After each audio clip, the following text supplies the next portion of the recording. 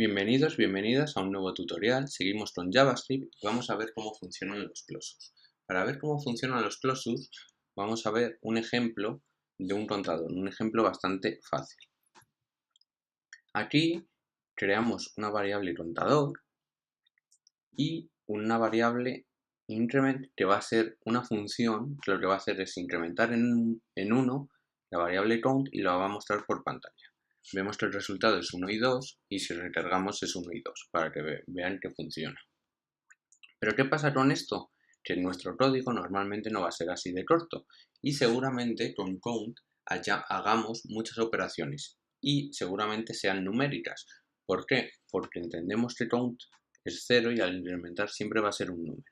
Pero ¿qué pasa si yo aquí en la consola hago count. Esto es una cadena? Que el valor de count se convierte en cadena, entonces nos va a dar error en la ejecución de otras funciones que utilicen count.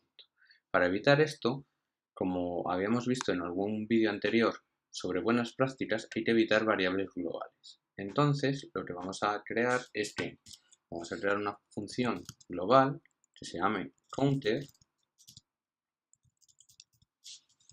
que englobe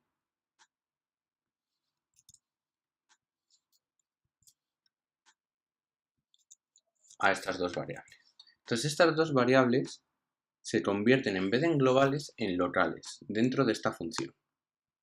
Entonces llamamos a counter en vez de a increment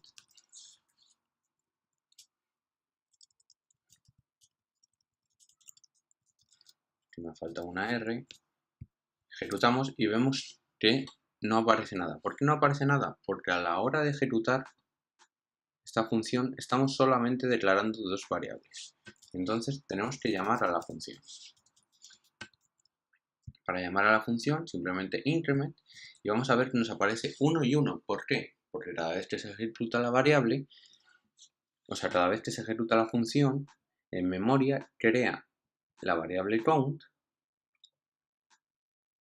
la incrementa, crea la variable count, crea la variable increment que contiene una función que consiste en incrementar 1 y mostrar por consola count.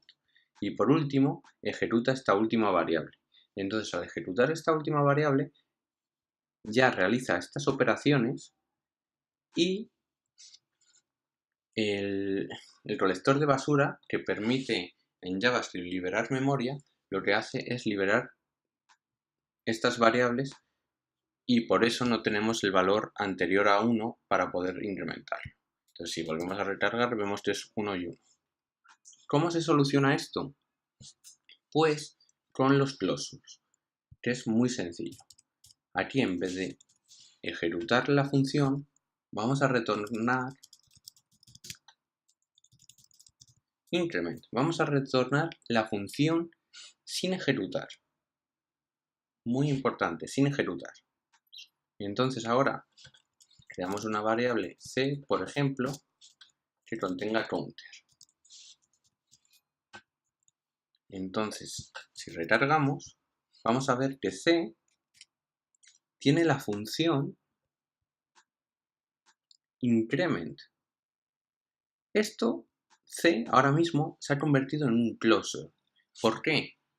Porque c, ahora si la ejecuto, va a crear 1, lo va a incrementar. Pero ¿qué pasa si la vuelvo a ejecutar?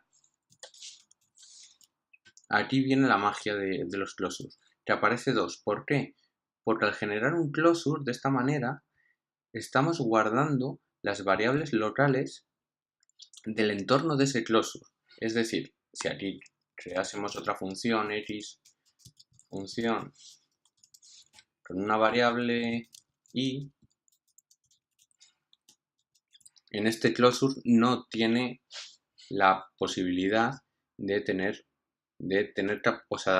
poder acceder a esta variable. Sin embargo, sí que puede acceder a todas las variables que creemos dentro del counter. Si creamos aquí, por ejemplo, otra variable que sea saludo, y le digamos hola, podemos ver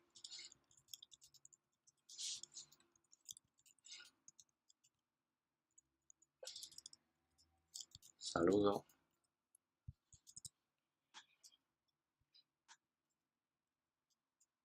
Podemos ejecutarlo y pone 1 hola.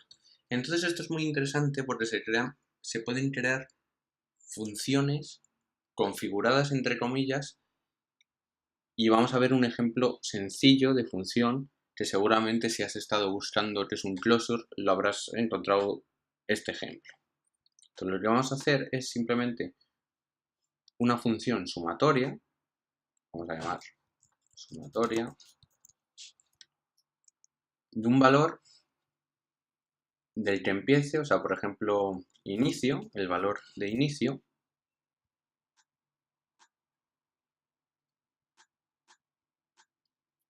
y vamos a crear la función sumar con el valor que queremos ir sumándole. Por ejemplo, constante, le vamos a llamar constante porque va a ser una constante.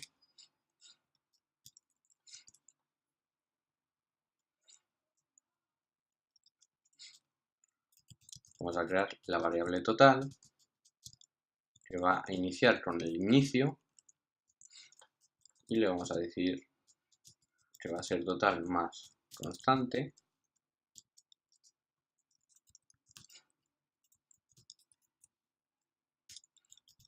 y lo muestra por pantalla.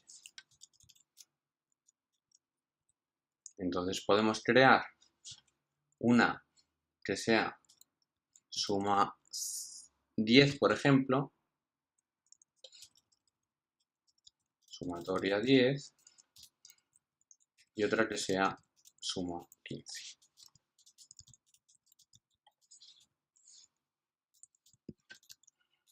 Si lo ejecutamos por aquí, nos está diciendo que increment no está definido. Claro, aquí en vez de increment vamos a retornar sumar sin ejecutar, sin su ejecución, y ahora sí vemos que sumar 10 suma 10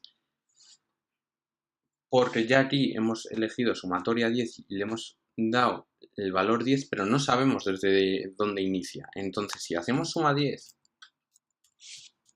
y ejecutamos con la constante, por ejemplo, 3, vamos a aparecer 13. Pero ¿qué pasa si hago otra vez a la función 16? ¿Por qué? Porque el closure te permite guardar esas variables locales con el valor actual. Si decimos suma 15, 5, vemos que aparece 20 porque le suma 15.